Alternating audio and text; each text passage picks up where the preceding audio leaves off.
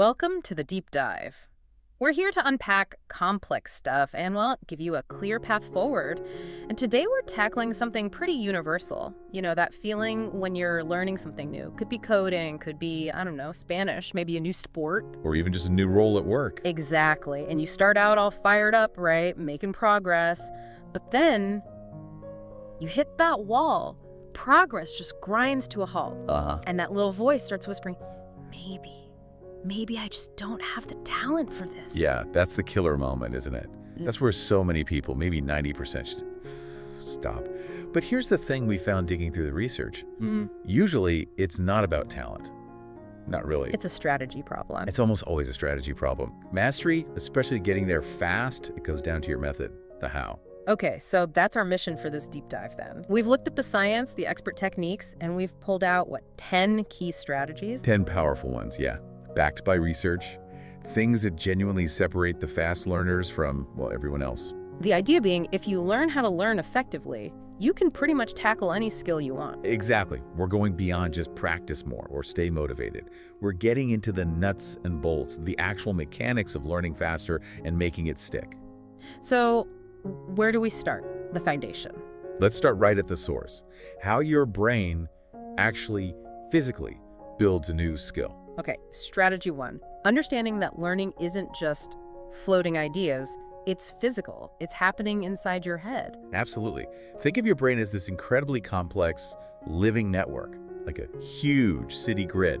Learning something new, say the finger movements for a guitar chord or a new function in code, that's like activating a new pathway between specific points, specific neurons that haven't fired together quite like that before. And that first connection is weak. Very weak. Think of it like trying to blaze a trail through thick woods, a dirt path.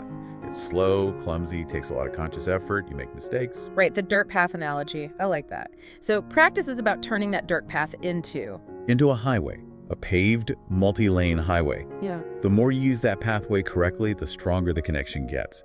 But crucially, there's this process called myelination. Ah, the insulation. Tell us about myelin. So myelin is this fatty substance, and it wraps around the connections between your neurons, the axons, like the plastic coating on an electrical wire. Okay. The thicker that myelin coating becomes, the faster and more efficiently the signal travels down that pathway. That's how a skill goes from feeling really effortful, needing all your concentration, to becoming almost automatic. Muscle memory. So getting good fast is essentially about building up that myelin layer on the right circuits. That's a huge part of it. But here's where most people go wrong. According to the sources, they just repeat the action, same way, same place, over and over. And why is that not enough? It feels like practice. Because it only builds and myelinates one specific highway, tied to that specific context. If you only ever practice your free throws in an empty gym, you build a great empty gym free throw circuit. But the game isn't an empty gym. Exactly. The moment you're in a real game, crowd noise, pressure, different lighting, that specific pathway might fail because the context is wrong. You haven't built enough ways to access the skill. Which leads us to the real strategic insight here, the power of variety. Yes, this is critical. Your brain learns faster, remembers better, and builds more robust skills when you introduce variety into your practice. So not just hitting the same tennis serve against a wall for an hour. Right. Hit serves, then practice receiving serves, then play a short game focusing just on your serve, then maybe watch a pro serving and analyze their form. Okay, so applying it to language learning. Don't just memorize vocab lists. Please don't. That list only links the word to that visual cue. Instead, take a new word. Use it in a sentence you speak aloud. Then try writing it in a short paragraph. Then listen for it in a song or a podcast. Then maybe try to explain what it means to someone else. Ah, so each different use creates a different neural connection to the same word. Precisely. You're building a web, not just a single path. More connections mean more ways to retrieve the information later, especially under pressure. It's called multi-layered encoding. You're forcing your brain to work with the information in different ways. So for coding, maybe solve a problem, then try to explain the code, then try to use that same function in a totally different mini project. Exactly. Break it, fix it, apply it differently. That varied struggle is what locks it in for the long term. #2. The critical role of rest and spaced practice. Okay, that makes a lot of sense. Build a network, use variety. Now the next strategy feels, well, it feels wrong to a lot of people. especially high achievers, the idea that learning happens after you stop, during rest. It's hugely counterintuitive, isn't it? We're trained to think more effort equals more results. But the brain doesn't quite work like that for learning consolidation. Rest isn't laziness, it's actually a crucial part of the process. So what's happening when we sleep, specifically? Is the brain still working on the skill? It absolutely is. During certain sleep cycles, especially deep sleep and REM sleep, your brain gets busy organizing. It replays the neural activity from when you were practicing. Think of it like tidying up your desk after a messy project. Okay. That new, fragile dirt path connection you formed. It's temporarily stored in a part of the brain called the hippocampus. During sleep, the brain works on transferring that memory to the neocortex, which is like your long-term hard drive storage. It strengthens the connection. So if you skip sleep to cram more practice in... You're basically interrupting the save process. You practice hard, create those initial weak connections, but then you don't give the brain the time it needs to file them away properly, to consolidate them. They remain weak and are easily forgotten. It's like hitting save and then yanking the power cord. Exactly that. So sleep isn't just downtime. It's essential memory consolidation time. Which brings us neatly to spaced repetition. Our sources consistently flag this as one of the most effective learning techniques known to science. But let's unpack why it works. Right. Yeah. So we all know about the forgetting curve. You learn something new, and if you do nothing, you forget a huge chunk of it pretty quickly, often within hours or a day. Yeah, cramming feels like you're fighting that curve, just hammering the info in. But it's inefficient. The memory you form is often brittle, short-term. Spaced repetition works with the forgetting curve, not against it. How so? Instead of reviewing constantly, you deliberately space out your review sessions. Maybe you review the material an hour after learning it, then a day later, then maybe 3 days later, then a week, then a month. The intervals get longer. Okay, but why does that work better than just looking at it 10 times in one day? Because when you wait a bit, right until you're just about to forget it, your brain has to work harder to retrieve that information. That effort, that slight struggle to recall it, that signals to your brain, hey, this information is important, I had to work to find it. Better strengthen this connection. So the difficulty of retrieval is the key. Yeah, If it's too easy because you just saw it, the brain doesn't bother reinforcing it much. Precisely. You need that desirable difficulty. It forces the brain to reconstruct the memory trace, which makes it much stronger and more durable. You're essentially telling your brain to prioritize this information for long-term storage. So spacing things out actually leads to less total study time in the long run for the same level of retention. Absolutely. It's far more efficient. You're leveraging how memory actually works. Rest, including sleep and these spaced intervals, isn't a break from learning. It's an integral part of efficient learning. Okay, so we've got the brain's rules: use variety, get sleep, space out practice. Now let's zoom out to the bigger picture. Tackling a really complex skill, like, say, becoming fluent in Mandarin or mastering quantum physics. Or even just learning all the features in a complex piece of software. Right, it just looks massive, Yeah. impossible.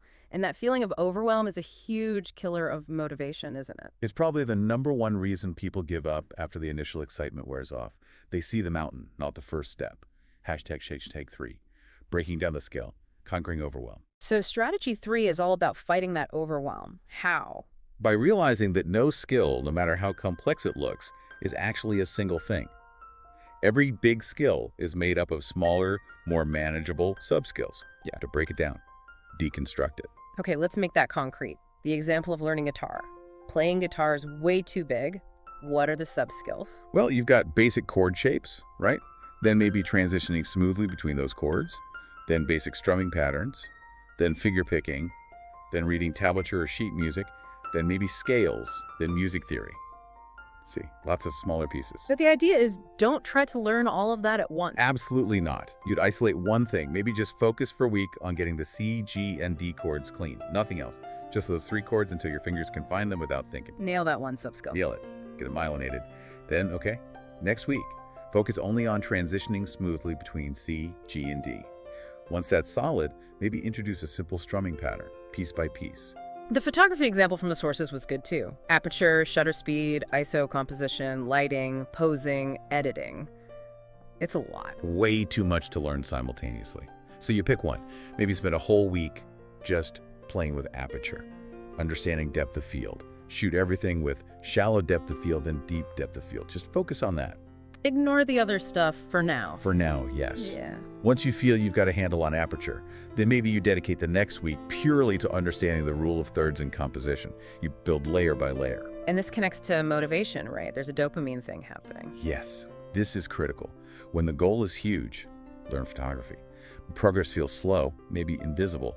But when the goal is small and specific, master aperture priority mode this week, you can actually achieve it. And when you achieve it, boom, you get that little hit of dopamine, that yes, I did it feeling. It's your brain's natural reward system.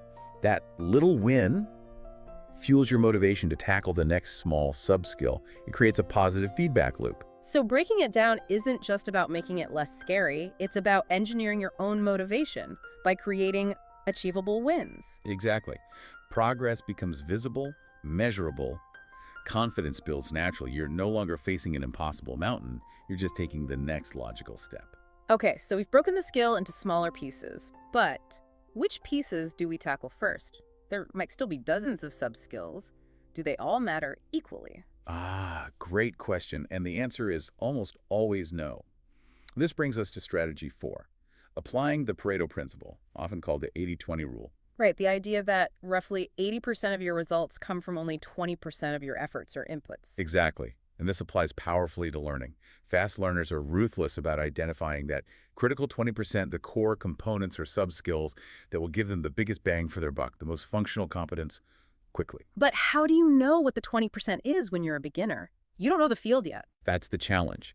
It requires a bit of upfront investigation, or what some call meta-learning.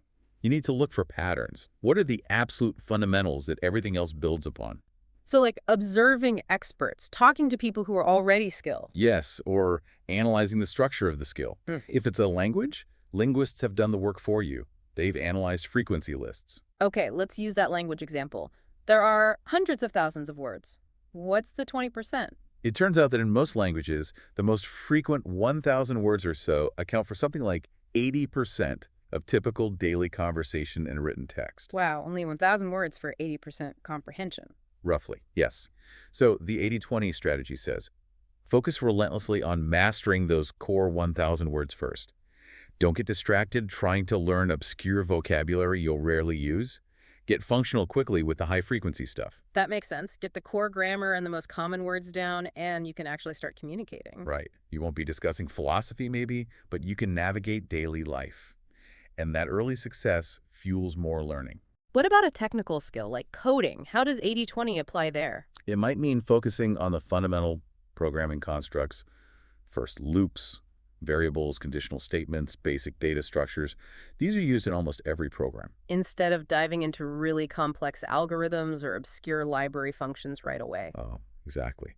Beginners often get bogged down in advanced topics they see experts using, but they haven't mastered the basics yet. The 80-20 approach says, master the core tools that you'll use 80% of the time. Get really good at the fundamentals. So it's about identifying and prioritizing the highest leverage activities.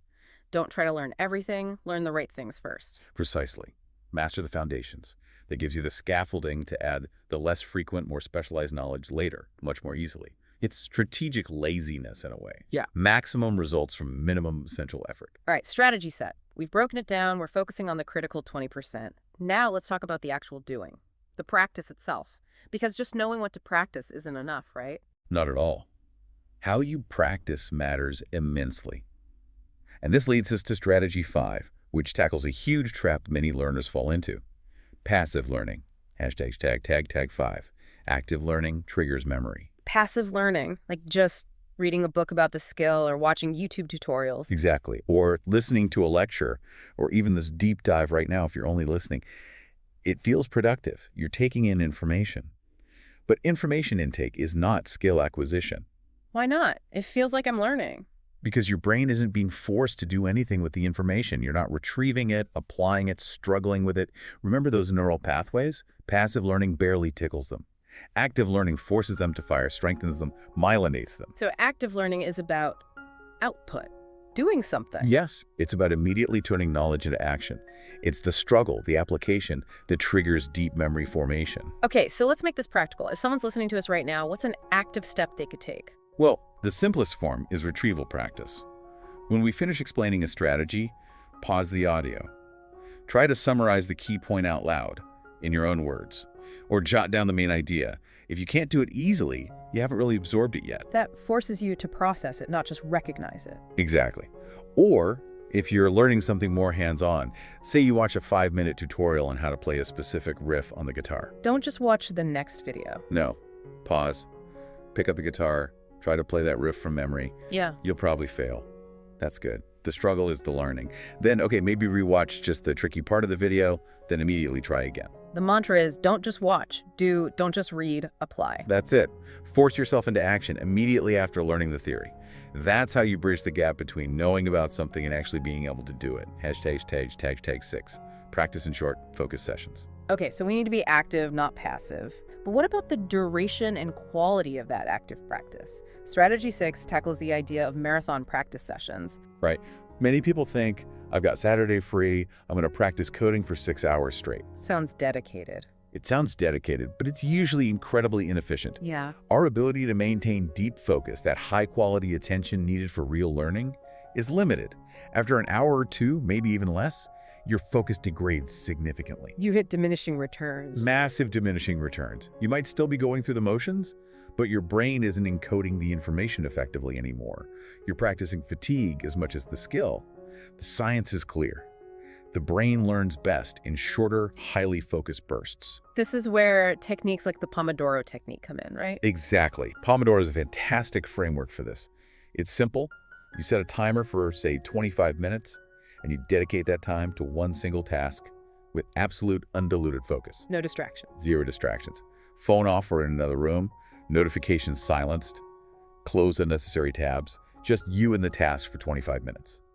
Then, crucially, when the timer goes off, you take a short break, maybe 5 minutes. And that break is non-negotiable. It's essential. It lets your brain rest, consolidate slightly, and reset for the next focused burst.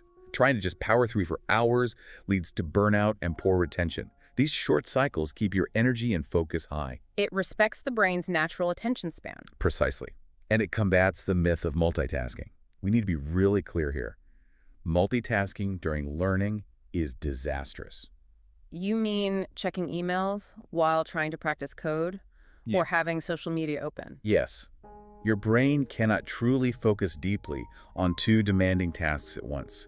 What it does is switch rapidly between them. And every switch costs time and mental energy. It fragments your attention. So the takeaway is quality over quantity. Absolutely. Yeah. 1 hour of truly focused, single-tasking practice, maybe broken into 2 Pomodoro sessions with a break, is worth far more than 3 or 4 hours of distracted, intermittent effort. Maximize the intensity of focus, not just the duration on the clock. Okay, so we've done our focused, active practice session. We were disciplined, no multitasking. We're done for the day, right? Close the book, put the guitar down. Not quite yet. There's one more crucial step in the cycle that most learners skip, and it sabotages their long-term progress. Strategy 7.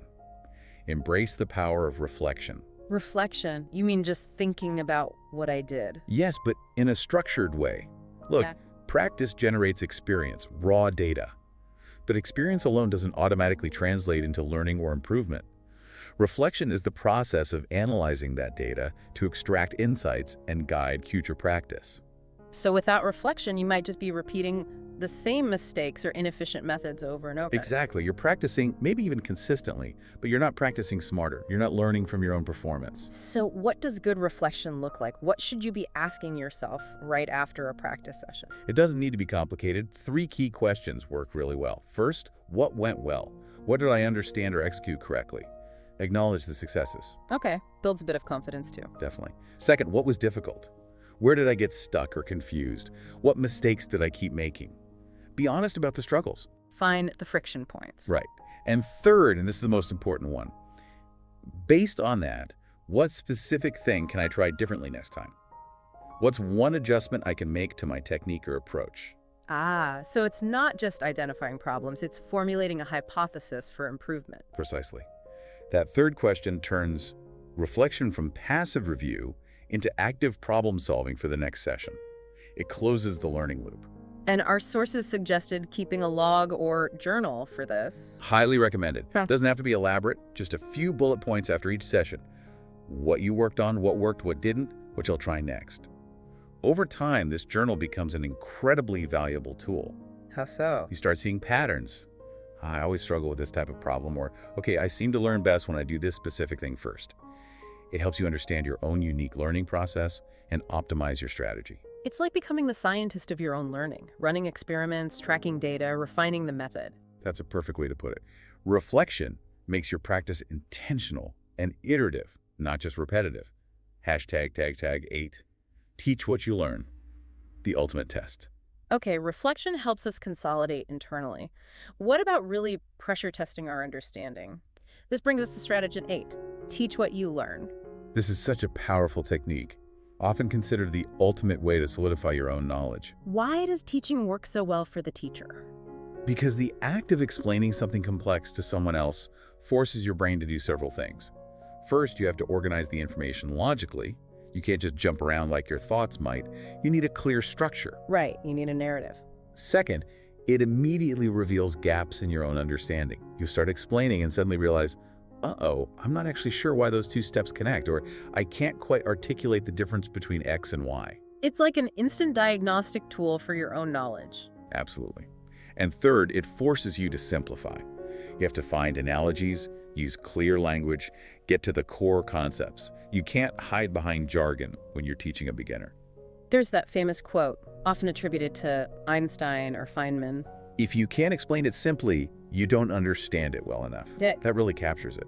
If you're stumbling, using confusing terms, relying on memorized phrases, you probably don't have that deep, flexible understanding yet. Okay, but what if you're learning something really niche? Or you just don't have anyone readily available to teach?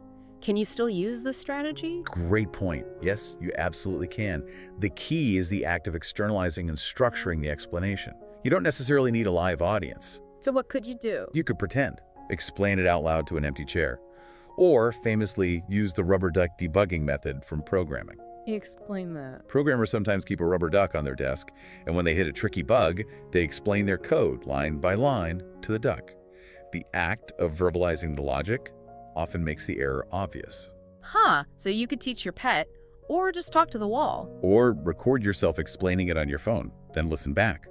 Or write a blog post as if you're explaining it to beginners. The medium doesn't matter as much as the mental process of simplification, organization, and articulation.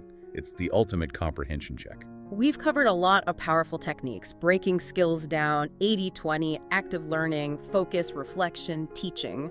But our sources also stress that even the best techniques can fail if something else isn't right. Yeah, the underlying belief system. Your mindset. This is strategy 9. Mindset matters, specifically cultivating a growth mindset. Okay, growth mindset. This comes from the work of Carol Dweck, the psychologist, right? What's the core idea? The core idea is a fundamental belief about ability. Do you believe your intelligence, your talents, your skills are basically fixed traits you're born with? That's a fixed mindset. I'm just not a math person, or I'm naturally good at languages. Exactly. Or do you believe that abilities can be developed through dedication, effort, good strategies, and learning from mistakes? That's the growth mindset. So one sees ability as fixed, the other sees it as malleable. Why is this so important for learning? Because it dramatically changes how you interpret challenges and setbacks. Let's take an example. Someone tries a difficult coding problem and fails. Okay.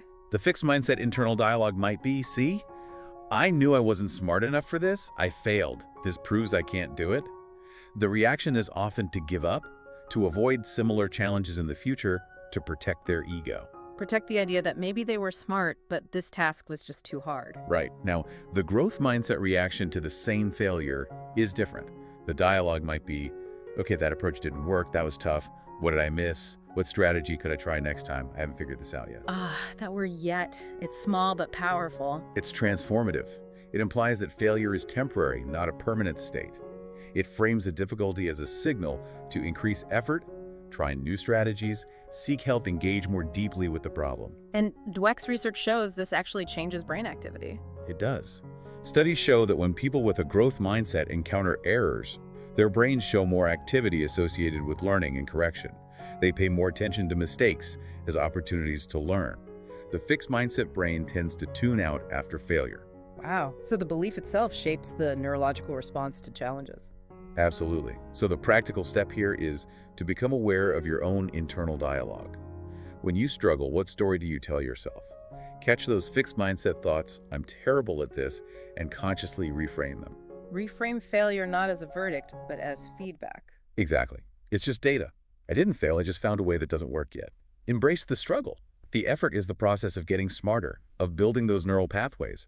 The struggle isn't a sign you should stop, it's a sign the learning is happening. Hashtag tag 10. Stay consistent, even when it's hard. That mindset of embracing struggle leads directly into our final strategy, number 10. And maybe it's the simplest, but also the hardest. Stay consistent. Yeah, this underpins everything else. Yeah. You can have the best strategies, the perfect growth mindset, but if you don't show up and do the work consistently, none of it matters. It sounds obvious, but it's where so many people falter. Why is consistency so powerful, more so than, say, occasional bursts of genius or intense effort? Because learning, especially building those myelinated pathways we talked about, is a biological process that takes time and repetition. It's like building muscle. You don't get strong by going to the gym once a month for 8 hours. You get strong by going regularly, even for shorter sessions. It's the compound effect. Small, regular efforts add up significantly over time. Exactly. Consistency ultimately beats intensity. Talent might give you a head start, make the initial steps easier, but the person who puts in consistent, focused effort day after day, week after week, will almost always surpass the talented person who is inconsistent. One of the biggest hurdles to consistency, though, is that feeling of invisible progress.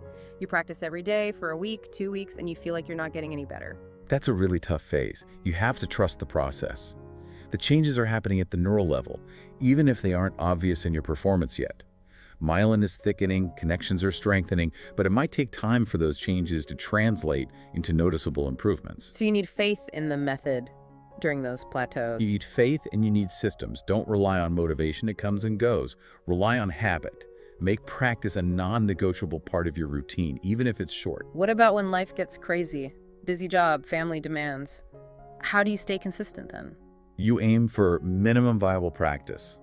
Okay, maybe your goal is an hour a day, but today was just chaotic. Can you do 15 minutes? Can you do 5 minutes? It's just something to keep the chain going. Yes. Doing 5 minutes of focused practice is infinitely better than doing 0. It keeps the habit alive. It keeps the neural pathways activated. It tells your brain the skill is still a priority. Don't let the perfect be the enemy of the good. Show up. I love the analogy used in the sources, a child learning to walk. It's perfect, isn't it? They fall down hundreds, maybe thousands of times. They don't analyze it, they don't judge themselves, they don't decide walking isn't for me. They just get back up and try again. Instinctively consistent. That's the mindset. Relentless, unself-conscious consistency. The people who master skills aren't superhuman.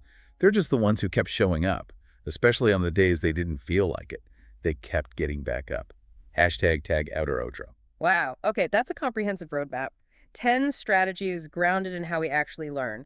Let's do a super quick recap of the 10 points. Okay. 1. Understand how your brain learns. Use variety to build strong networks. 2. Rest and space out your practice. Sleep and spaced repetition are key for memory. 3. Break down big skills into tiny, manageable sub-skills to beat overwhelm. 4. Focus on the critical 20% using the 80-20 rule. Prioritize fundamentals. 5. Learn actively, not passively. Immediately apply what you learn. Don't just watch. 6. Use short, focused practice sessions like Pomodoro. Quality over quantity, no multitasking. 7. Reflect after each session. Ask what worked, what didn't, what to try next. Keep a journal. Hey, teach what you learn, even if it's just to a rubber duck, to solidify understanding. 9. Cultivate a growth mindset. Believabilities can be developed. Reframe failure as feedback. And 10. Stay consistent. Show up regularly, even if it's just for a few minutes. Habit beats sporadic intensity. That really lays it out. Learning faster, mastering something new. It's not magic. It's not just innate talent. It really is about strategy. It's about process. Once you start focusing on improving your learning process using these kinds of techniques, the skill itself becomes much less daunting. You shift from hoping you have talent to knowing you have a method. So the final thought for everyone listening, think about the experts you admire in any field: music, tech, art, sports. Every single one of them started as a beginner. They felt the same confusion, the same frustration you might be feeling now. The difference wasn't just talent, it was method and it was persistence. They didn't give up. So the question isn't if you can learn it. The question is, what's the first small sub-skill you're going to tackle using these strategies starting right now? Don't just listen. Apply it. Take that first step. Thanks for joining us on The Deep Dive. We'll see you next time.